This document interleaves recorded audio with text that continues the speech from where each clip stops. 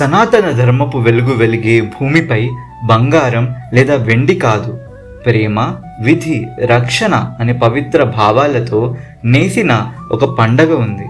అదే రాఖీ పౌర్ణమి. ఇది ఒక తేలికపాటి పట్టుబొమ్మ అలలా ఊగుతూ ప్రారంభమవుతుంది. కానీ అది కట్టేసేది సామాన్యమైన విషయాలు కాదు.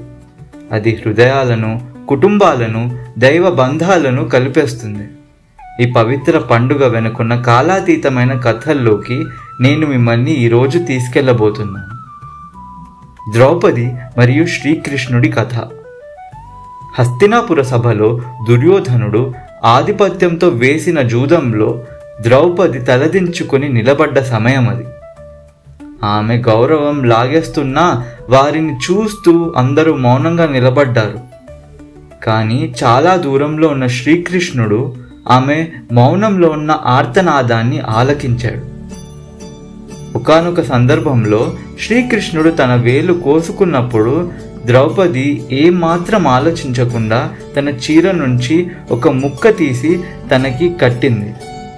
ఆ చిన్న ఉపకారం ఆయనకు చిరకాలం గుర్తుంది. ఇప్పుడు ఆమె మానాన్ని కాపాడేందుకు శ్రీకృష్ణుడు దివ్యమైన చీరను ప్రసాదించాడు. అది ఎంత లాగినా అంతమయ్యేది కాదు. ఆమె రక్షణ ఆ దేవుడికి బాధ్యత అయింది. రాఖీ కట్టలేదు, కానీ ఒక చిన్న చీర ముక్క కట్టినంత మాత్రాన తనలో హృదయబంధం నిలిచింది. ఇంద్రుడు మరియు ఇంద్రాణి కథ. దేవలోకంలో అసురుల భీకర యుద్ధం జరుగుతుండగా దేవేంద్రుడు అలసిపోయి దిగులుగా ఉన్నాడు. ఆయన భార్య ఇంద్రాణి ఈ పరిస్థితిని గమనించింది. తన నోటిలో మంత్రాలను చదువుతూ మనసులో భక్తితో ఒక రక్షాసూత్రాన్ని ఇంద్రుడి చేతికి కట్టింది. అది కేవలం నూలు కాదు, అది ఆమె ప్రార్థన, నమ్మకం, ప్రేమ.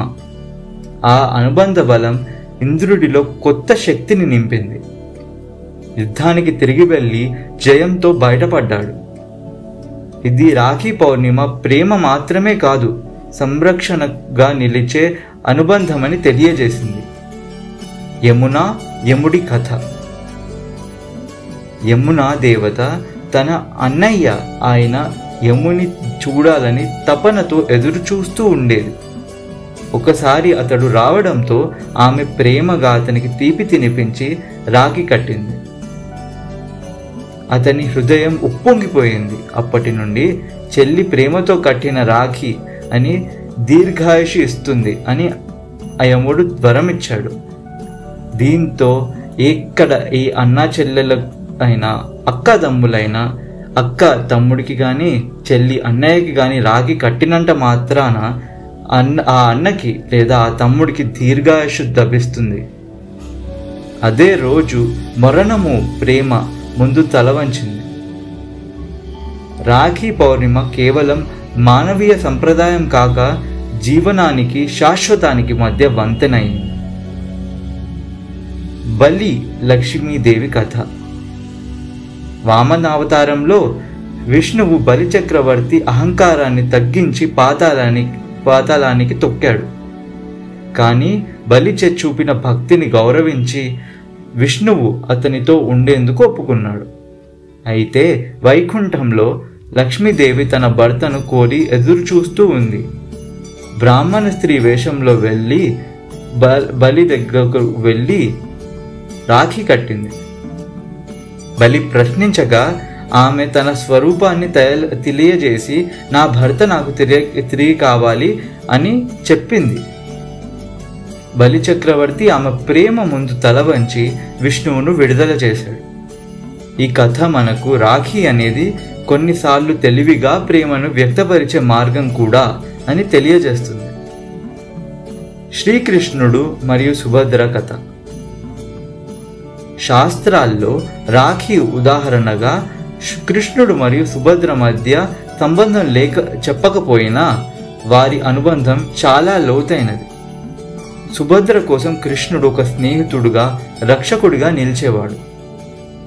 ఈ బంధం అన్నా చెల్లెళ్ళ మధ్య ఉన్న మౌనమైన కానీ శక్తివంతమైన ప్రేమను ప్రతిబింబిస్తుంది.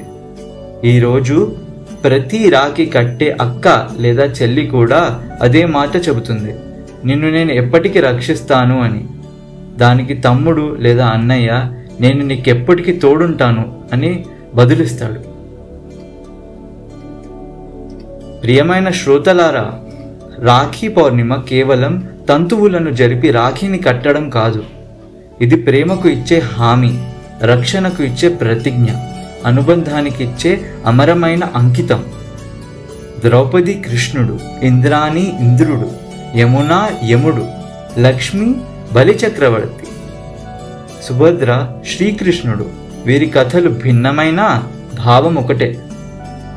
అక్క లేదా చెల్లి రాఖీ కడితే తన మనస్సు కరుగుతుంది అన్న దాన్ని అంగీకరిస్తే తన ప్రాణాన్ని అక్క లేదా చెల్లి ప్రేమకు అంకితం చేసినట్టు.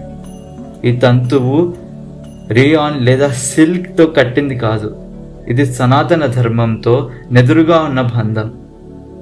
ఓం శ్రీమాత్రే నమః.